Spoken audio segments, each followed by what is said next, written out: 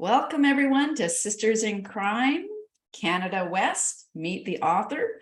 My name is Joanna VanderVlugt, the author of The Unraveling and Dealer's Child, and the host of the podcast, Jason Studio. Today, I get the fun. I seriously do have the fun part. I still want to give a shout out to the Sisters in Crime members who do all the work in the background. Okay. I get the fun part. So today I'm interviewing P.J. Donison about the release of her mystery novel, Death Comes for Christmas. And there's more with PJ. Yes. So PJ, welcome, and come on, let's get it. Let's see again your book. Hi, Joanna. Here's my book right here. Yes. First in the series. It's the first in the series? Yes. Awesome. Okay. So can you give us a little summary, a few sentences of Sure. Comes for Christmas is about? Sure. Death Comes for Christmas is, first of all, an origin story for my protagonist, who Camellia Belmont is an attorney, as am I.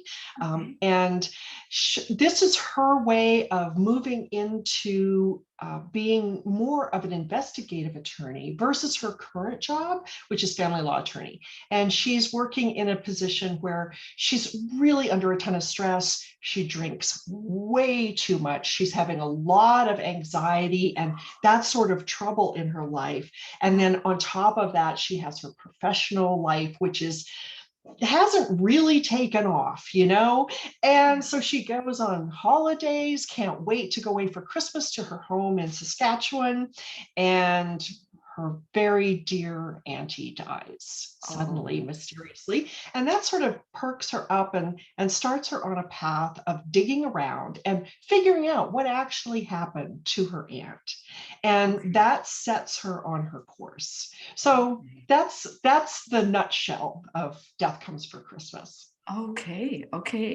It's funny when you mention how she drinks a lot. I think any of us who've worked in a legal office kind of right? I'm not saying I drink a lot, but I'm just saying, Well, and I think we can acknowledge that there's a culture of drinking in the legal profession. Yes. And so if you drink a little more than maybe you should, it's not necessarily recognized as being a bad thing, right? It's you're part of the crowd, you're going along, you're the fun one in the party or in the group or whatever. So I think there's some challenges there. I know there's some challenges there in the legal profession. Yeah, definitely. Okay. So let's get back to, I'm sorry, I didn't mean to take you off on that tangent. Okay. Me bad there. So the original inspiration for this story.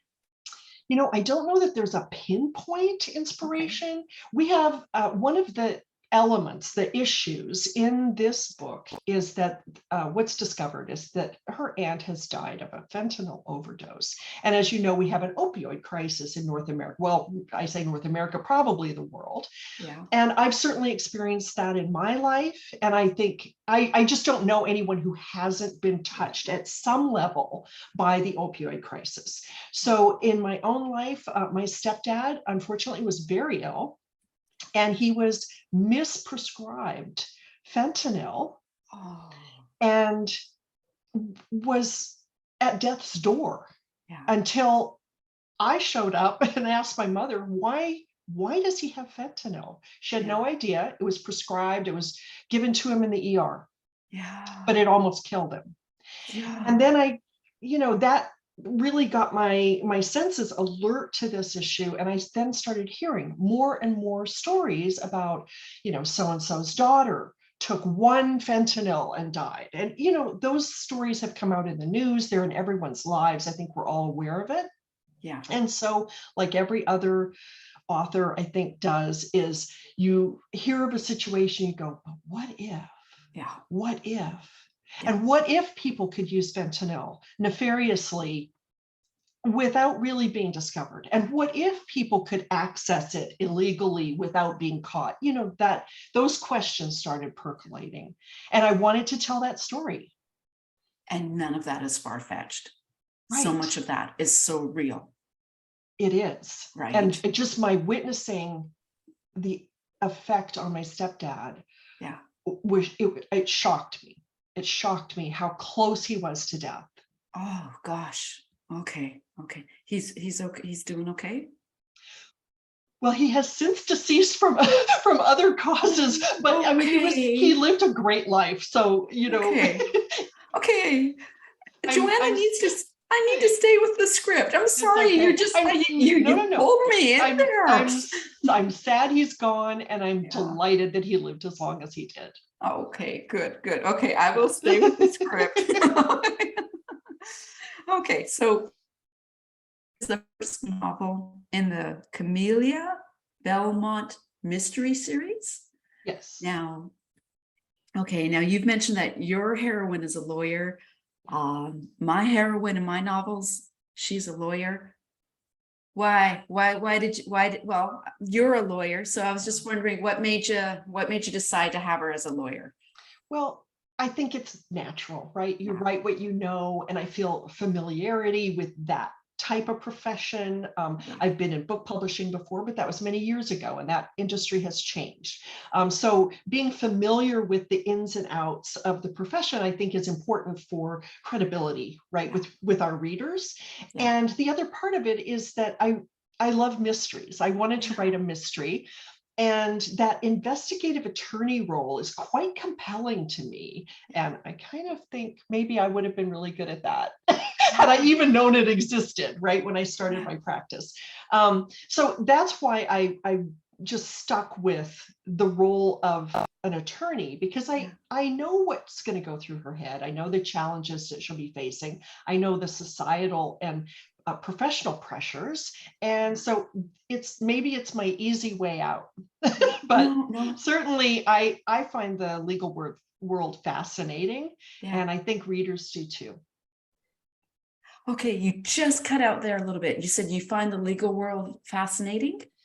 Yes, I find personally the legal world fascinating. It's the world I work in. And I think readers do too. Yeah. Okay, I'm going off script one more time. Sure. So I'm so curious because you had said investigative attorney. Mm-hmm. Now, what I found with working with Canadian law is that, and I'm going to be on the When Words Collide panel, badges, no badges. Okay. Mm-hmm. So what I found was my prosecutor in Canada, our prosecutors can't investigate. So that's where I have conflict with my heroine. Okay. Because like my novels, I run it through a prosecutor I know, and she's always telling me, Joanna, we have to stay impartial, right? With the Canadian law. So I'm curious, you were mentioning investigative attorney. How's that different? Like, because you're from the US? Yes. Okay. Yes. So I live in Canada. I'm a Canadian permanent resident, but I'm also a US citizen, got my law degree in the US and practice law in the US. And so the investigative attorney role is a little bit different. She would not act as a prosecutor, but she might act on the behalf of the defense. By poring through records, evidence, and so on to evaluate, to compile what looks like the storyline of a case. And that would be the role of the investigative attorney.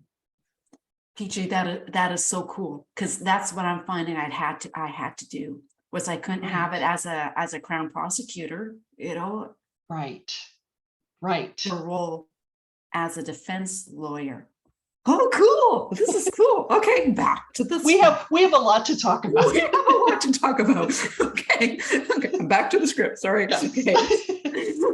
So what are you working on now? Well, I'm trying to finish up Death at the Crossroads. So that's book number 2, where Camellia is back in her law practice in Phoenix. She's still just not feeling the love at all. She's practicing family law within a criminal practice. And really her heart is drawn to the criminal side.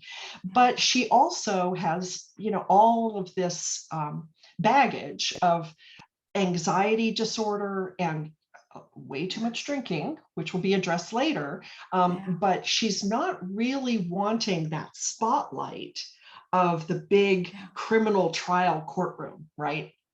That makes her sort of seize up, but she wants to be involved in that world. She sees the injustices, and she's got that idealism still in her heart that, we can fix things, we can make things right within the law. And so the investigative attorney route is really leading her in this second book. She's getting, I don't know if it's dragging her or if she's following, but it's really piquing her interest more and more, and she's getting good at it. Oh, that's cool. Cool. Yeah. Oh, cool. Okay.